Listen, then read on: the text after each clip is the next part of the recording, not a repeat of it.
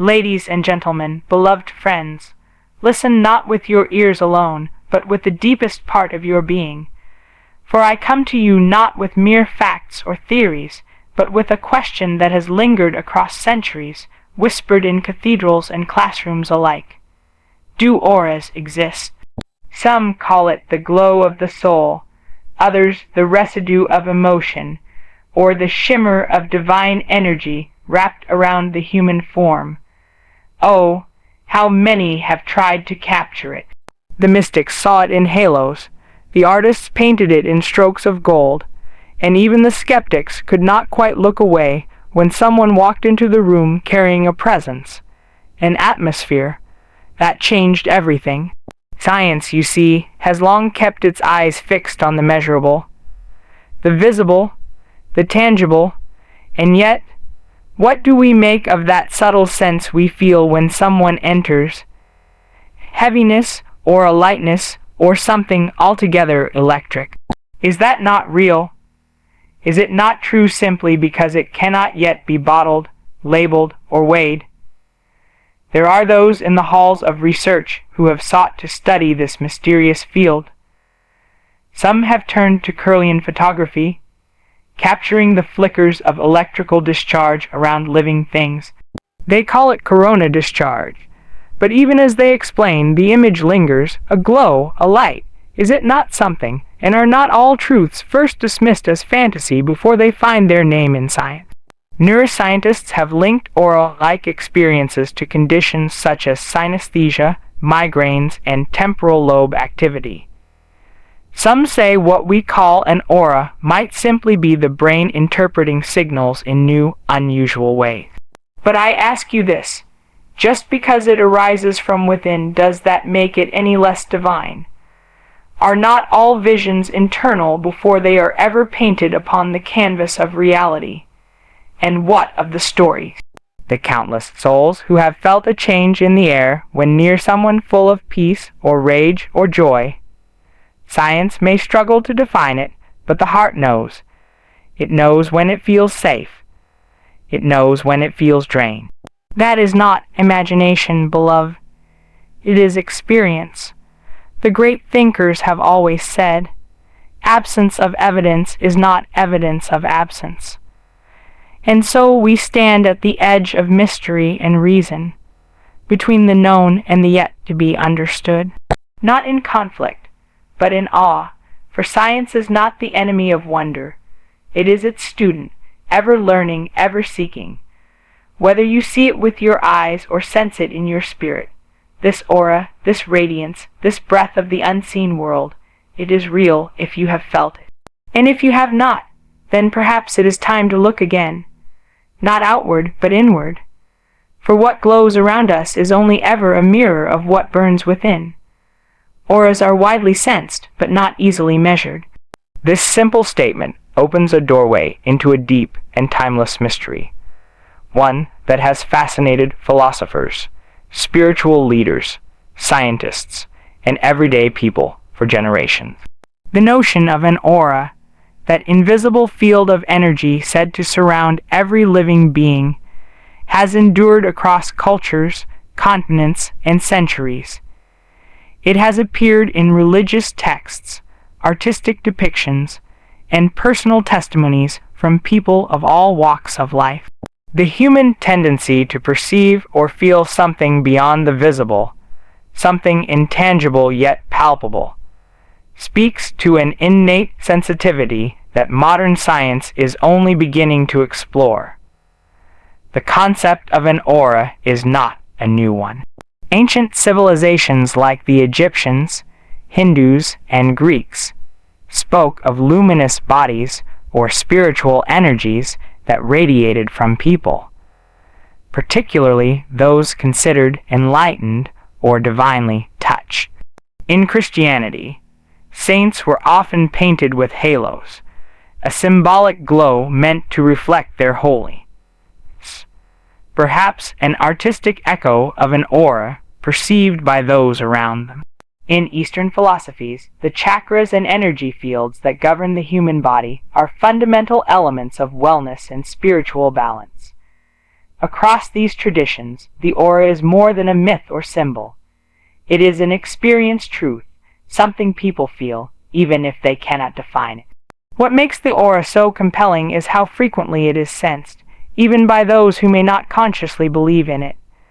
Have you ever been near someone whose very presence lifted your spirits, made you feel calm, safe, or inspired, without a word being spoken?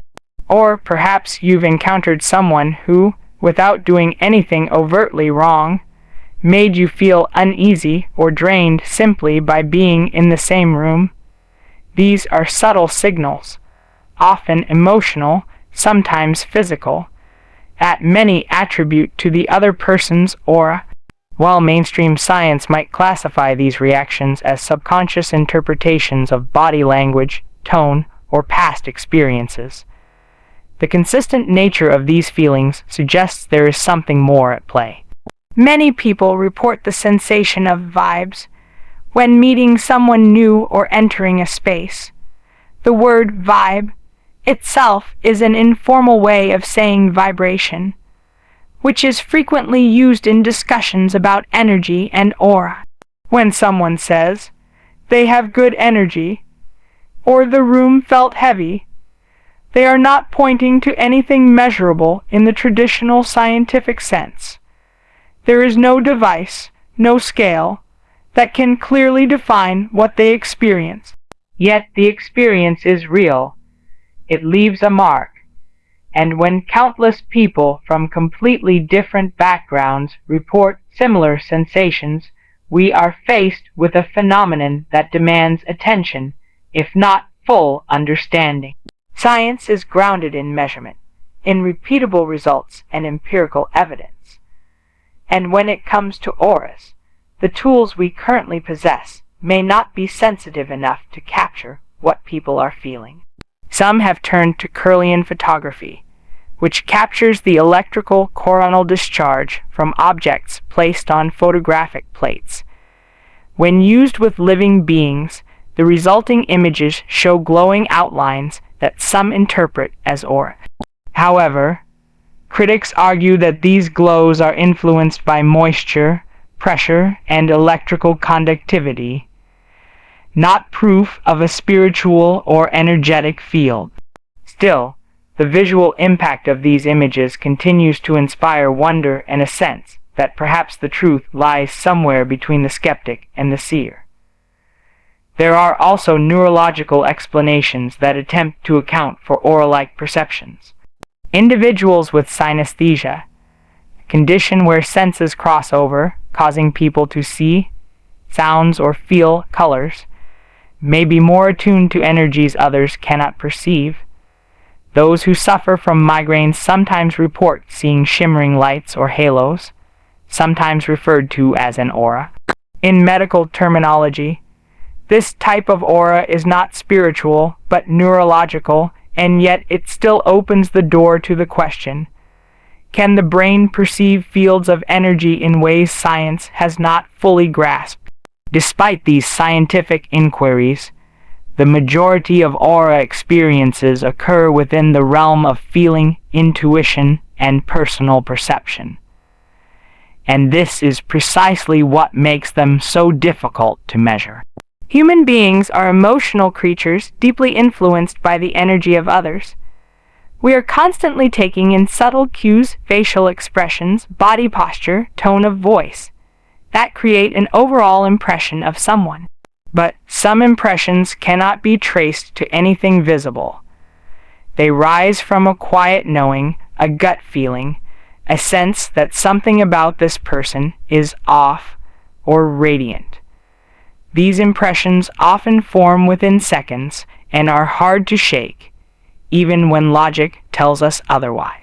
One could argue that the widespread sensing of auras is simply the mind's way of processing subliminal signals. But what if it is more? What if, rather than dismissing these sensations as imagination or projection, we treated them as data? Off data, perhaps, but data nonetheless. After all, the history of science is filled with examples of phenomena that were dismissed or misunderstood until tools evolved enough to measure them. Electricity, radio waves, and even germs were once invisible and mysterious. They existed long before we had the means to detect them. Might auras fall into that same category? Even without conclusive scientific validation, the influence of what we call auras is evident in everyday life. In relationships, in group dynamics, in healing practices like Reiki and acupuncture. Practitioners often speak of energy fields, of clearing blockages, of balancing what cannot be seen. Patients and clients frequently report feeling lighter, calmer, or more centered after these treatments, not due to a pill or procedure, but because something intangible was shifted. Perhaps that shift is within. Perhaps it's both inward and outward, but the experience is real. There is also a growing trend of people engaging with aura photography at wellness centers and festivals. These photographs, often accompanied by color interpretations, offer a visual representation of what someone's aura might look like. Whether or not the science behind the image is sound, people walk away from these experiences feeling seen, affirmed, and more in touch with their emotional or spiritual state. Sometimes it's not about proving the aura exists with instruments. It's about acknowledging that people experience something profound when they are encouraged to tune into it. Auras, then, occupy a unique space in human understanding. They are sensed more than seen, felt more than proven. They belong to a category of truth that is deeply personal and yet widely shared, and perhaps that is the point. Some realities are not meant to be dissected under a microscope. Some are meant to be experienced, lived, and trusted in the quiet knowing of the heart. If so many people feel it, this glow, this field, this invisible dance between souls, then whether science has caught up to it or not, the aura continues to exist in the space where presence meets perception. Scientific attempts to understand and validate the existence of auras have indeed been made, but they remain inconclusive. The very nature of auras, often described as subtle fields of energy or invisible layers of color surrounding living beings, presents a challenge to the tools and frameworks of modern science. These efforts have not been without merit or curiosity, yet despite technological advancements and dedicated studies, science has not reached a definitive conclusion regarding the aura phenomenon. The inconclusiveness does not necessarily mean that auras are not real, but rather that they currently exist outside the bounds of what science can reliably measure or explain. One of the earliest and most widely recognized scientific approaches to auras is known as Kirlian photography.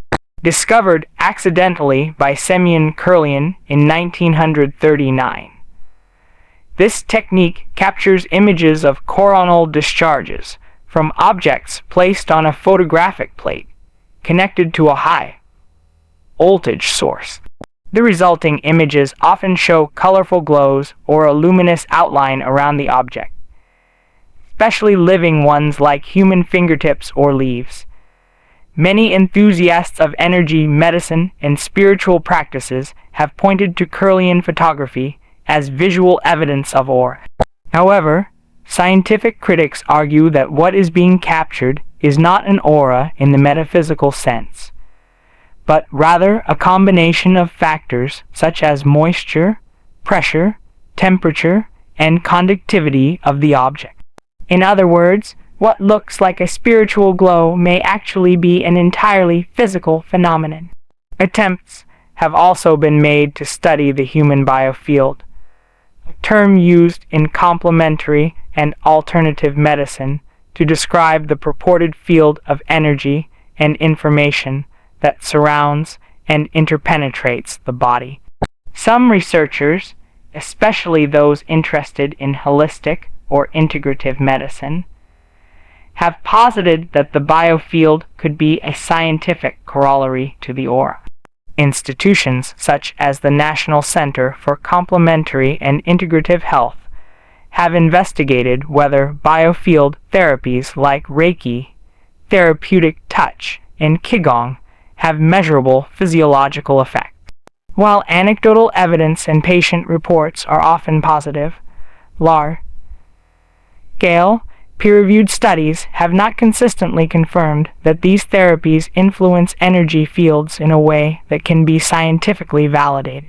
The data are often conflicting, and outcomes tend to be difficult to reproduce, which is a central requirement in scientific research. In neuroscience and psychology, there are phenomena that bear some resemblance to the experience of auras. For example, people who suffer from migraines often report visual disturbances prior to the onset of pain. These are known as migraine auras, and can include shimmering lights, colored spots, or even temporary visual loss. In this context, the term aura has a purely medical and neurological definition. It does not refer to an external energy field, but to changes in the brain's electrical activity, particularly in the visual cortex. Similarly, individuals with synesthesia may perceive colors when they hear sounds or associate certain people with specific hues or feelings. This condition is neurologically based and can provide insight into how the brain might construct a perception of aura based on cross-wiring between sensory areas. However, none of these scientific conditions fully align with the metaphysical concept of auras as energy fields detectable around all people. Other scientific inquiries have looked at electromagnetic fields, EMFs, and biophoton emission. All living organisms emit weak electromagnetic fields, and some scientists have hypothesized that the aura could be a subtle extension of these fields. Biophoton, ultra-weak photon emissions produced by biological systems, are another area of interest. These light particles are generated by biochemical reactions in cells, and are thought to play a role in cellular communication. Some researchers believe that a greater understanding of biophotons might eventually help explain energy fields like auras. Still, these emissions are extremely faint and difficult to detect without highly specialized equipment, and the connection between biophotons and the human aura remains speculative at best. Another problem arises from the lack of consistent methodology in aura research. Because auras are largely reported through subjective experience, what someone feels or sees, often in altered states of consciousness, it becomes difficult to design controlled experiments. The placebo effect, confirmation bias, and the power of suggestion can all influence what people perceive or report. In many cases, those who claim to see auras cannot do so under controlled conditions, or their descriptions vary too much to be verified scientifically. Some tests have attempted to challenge aura readers to identify individuals based solely on their aura from behind a screen or under blinded setups, and the results have typically not supported the hypothesis that auras can be reliably seen or interpreted. Furthermore, the scientific method is built on falsifiability. A claim must be testable and subject to being proven wrong in order to be considered scientifically valid. But the concept of the aura often resists this framework. It is dynamic, invisible, and tied to individual perception and intuition. This makes it challenging, if not impossible, to test in ways that meet the standards of empirical rigor. And yet, the inconclusive nature of scientific inquiry into auras does not automatically negate the validity of the experience. It simply reveals the limitations of our current tools and models of understanding. It is also worth considering that science itself evolves. Concepts once dismissed as pseudoscience have, in some cases, been later absorbed into the scientific mainstream as tools and theories improved. For example, the idea of invisible pathogens was once ridiculed, until the invention of microscopes and the acceptance of germ theory. Similarly, electromagnetic waves, once unimaginable, are now fundamental to modern technology. Just because a phenomenon cannot be explained today does not mean it will remain unexplained forever. Auras remain a deeply personal and spiritual concept for many. They are often described in terms of color, vibration, and feeling. People speak of having a bright aura, a dark aura, a calm or chaotic one. They relate changes in aura to mood, health, and even moral character. Science has not yet caught up with these descriptions and may never be able to quantify them fully. The tools of modern research, while powerful, are limited by their need for standardization and objectivity. Auras, by contrast, exist in a space that is intimate, fluid, and often profoundly subjective. The inconclusive findings of scientific inquiry do not silence the millions who claim to sense, see, or be affected by auras. Instead, they highlight the complexity of human experience and the possibility that some truths remain just beyond the reach of instrumentation. The search continues not only in laboratories, but in the quiet encounters between people, where something unspoken passes between two souls, and the air seems to shimmer with meaning. Subjective experience holds weight.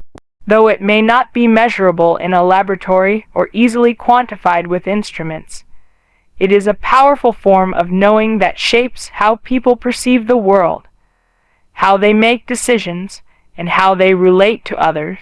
In the realm of auras and energy fields, subjective experience becomes even more critical, because the very nature of these phenomena defies objective measurement. What people feel, sense, or intuitively perceive becomes the evidence. And while traditional science often privileges what can be replicated and controlled, the realm of human experience is often more subtle, more personal, and more profound than what data alone can reveal. Across cultures and histories, people have described feeling the presence of another person in ways that go beyond sight or sound. There are moments when someone enters a room and everything shifts. No words are spoken, but everyone notices.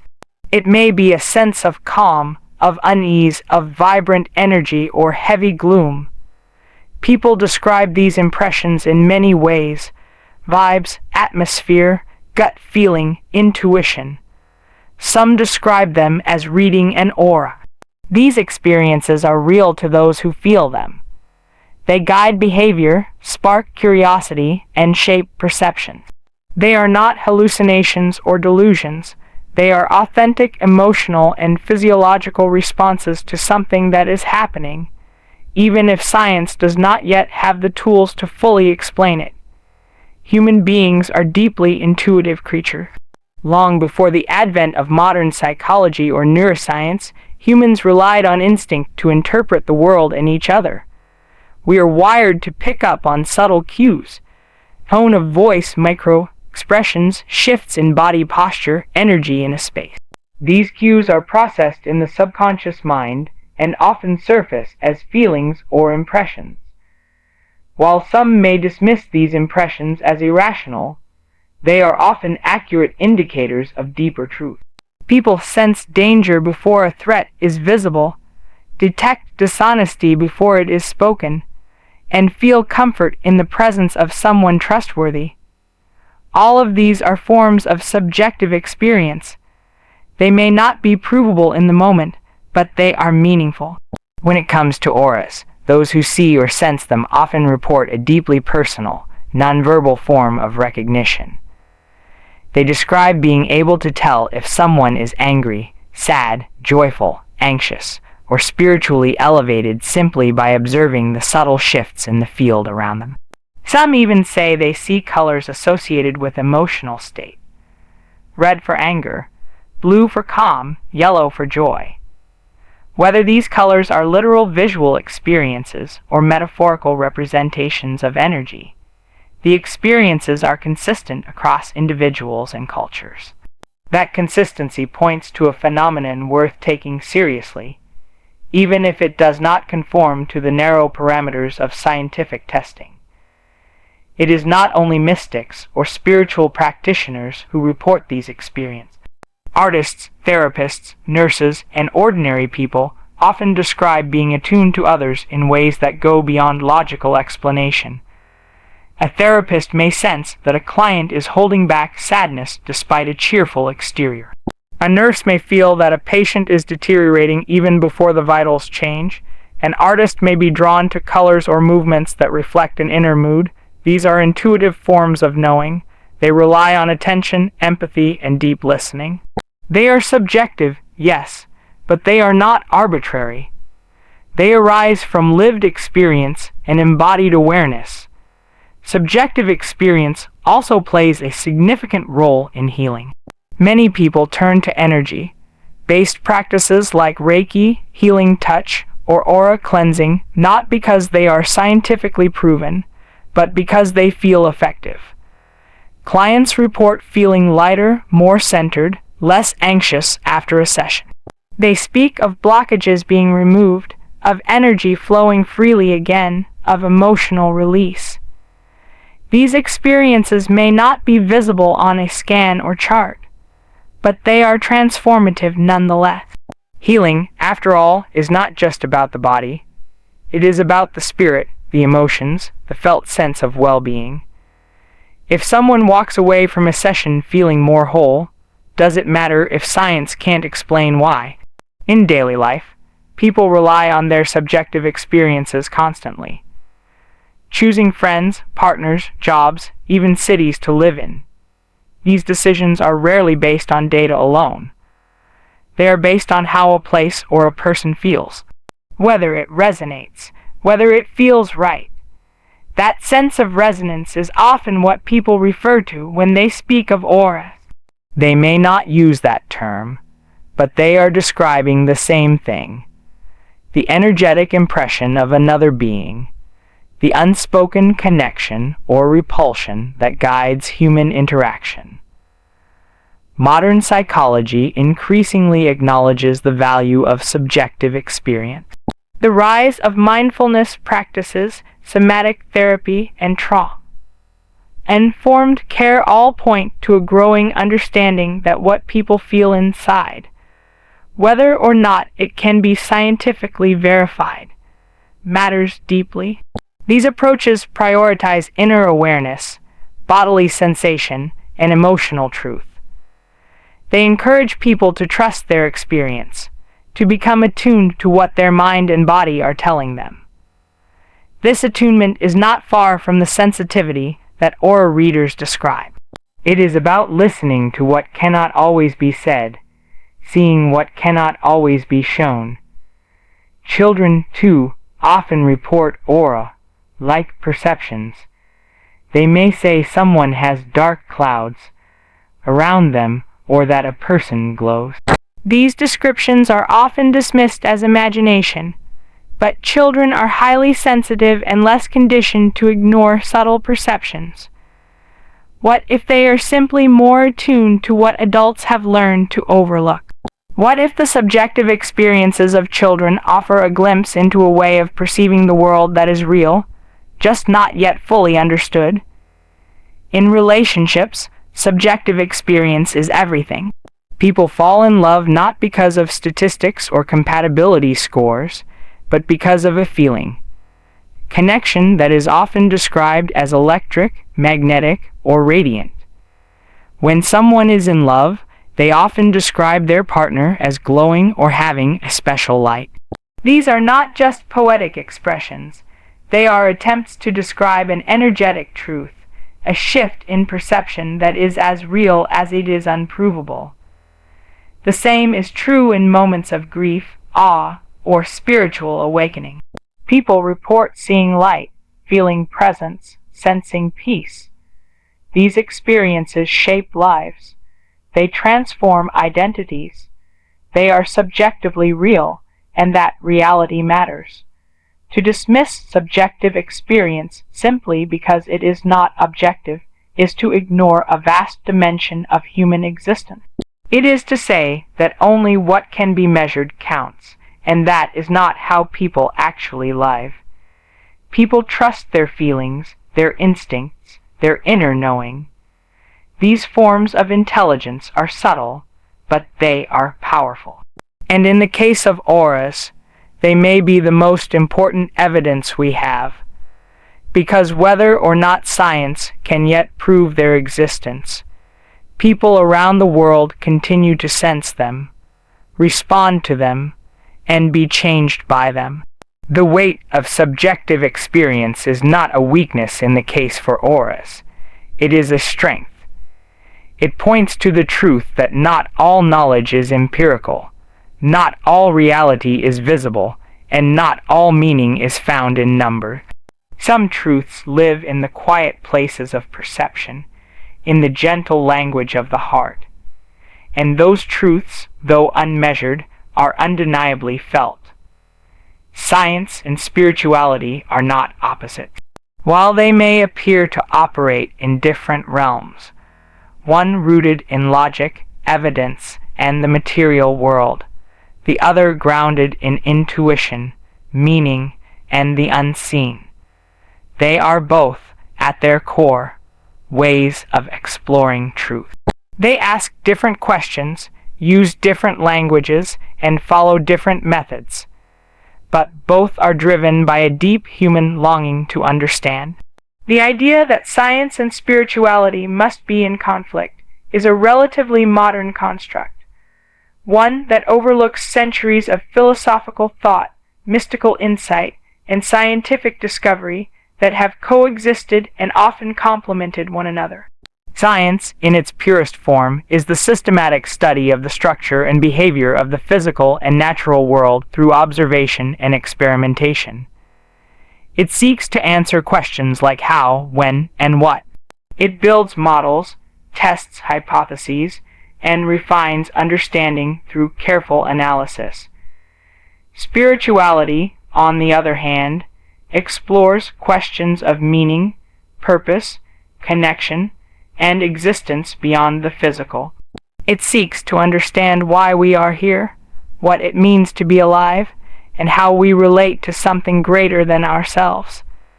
These are not questions that science is designed to answer, nor should it be expected to.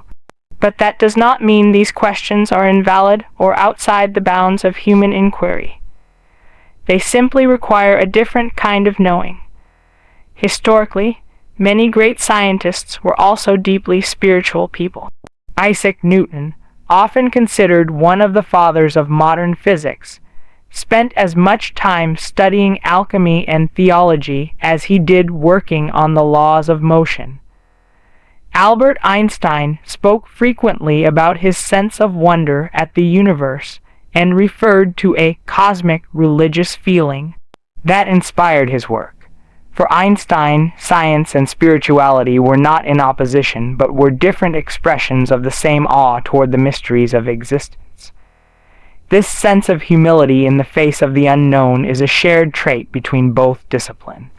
Science begins with not knowing and seeks to discover. Spirituality begins with mystery and seeks to connect. In both cases, the journey is sacred.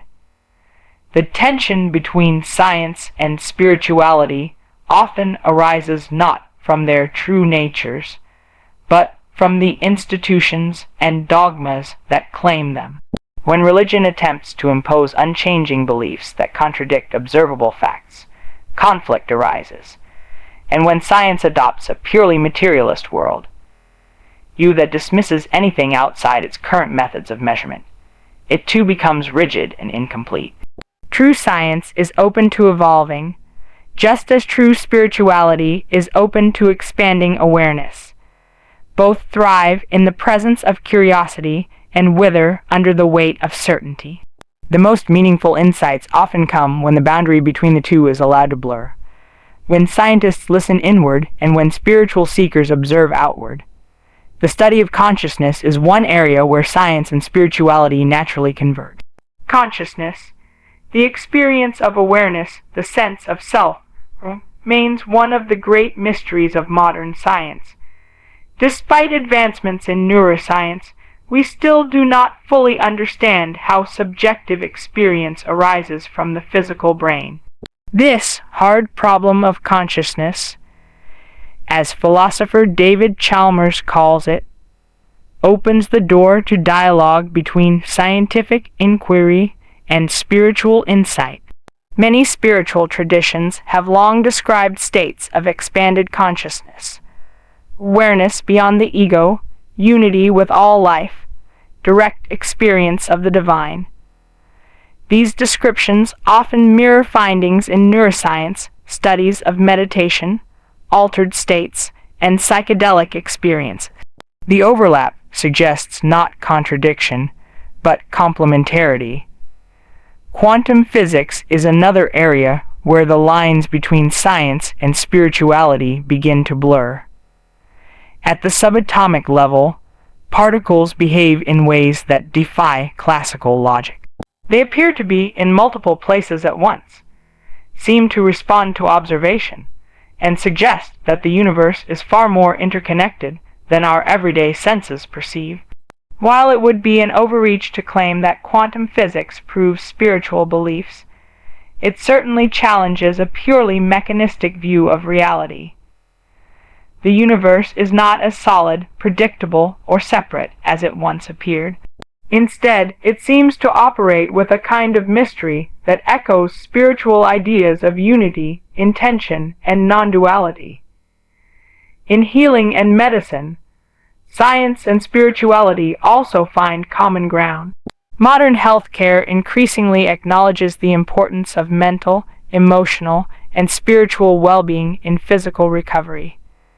Practices like mindfulness, prayer, energy healing, and therapeutic touch are being integrated into hospitals and wellness centers around the world.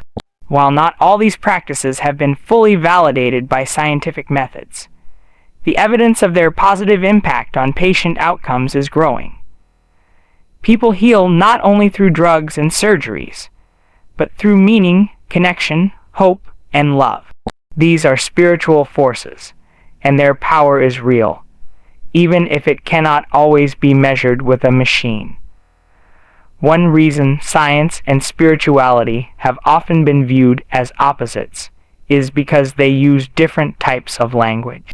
Science uses the language of mathematics, observation, and rationality.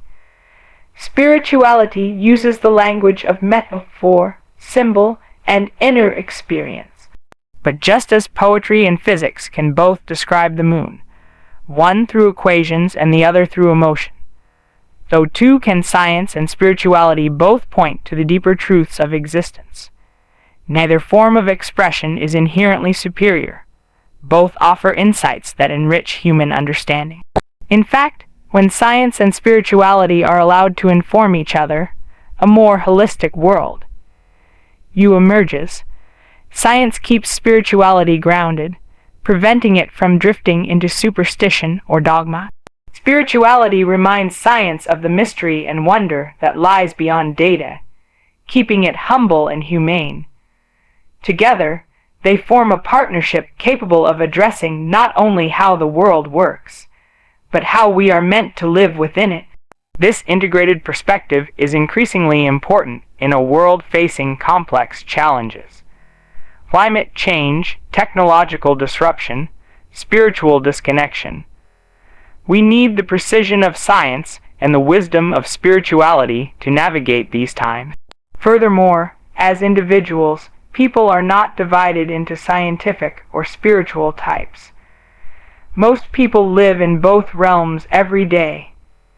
They trust science when they take medicine, fly in planes, or use technology.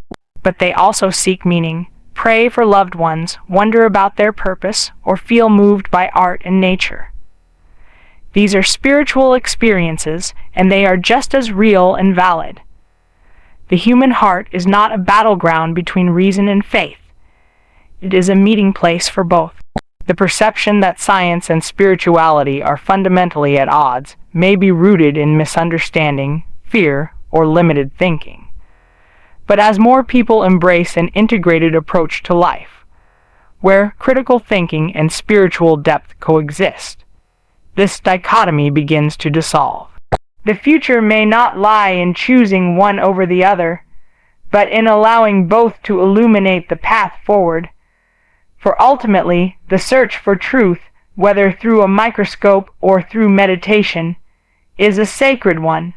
And whether the question is asked in a lab or on a mountaintop, the impulse behind it is the same: to know, to understand, to connect.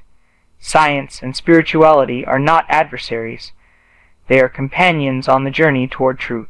And so, as we stand at the crossroads of logic and wonder, let us no longer pit science against spirituality as if they are enemies in a battle for truth. Let us recognize that both are languages spoken by the same human soul, one reaching outward to map the stars, the other reaching inward to touch the infinite. The microscope and the meditation mat, the formula and the prayer, the data and the divine, all are seeking the same revelation. Not everything that matters can be measured, and not everything measurable holds meaning. When we dare to honor both ways of knowing, we begin to see the world not just as it is, but as it is meant to be, whole, radiant, and alive with purpose. Let the mind explore, and let the spirit soar. Together, they will lead us closer to the truth.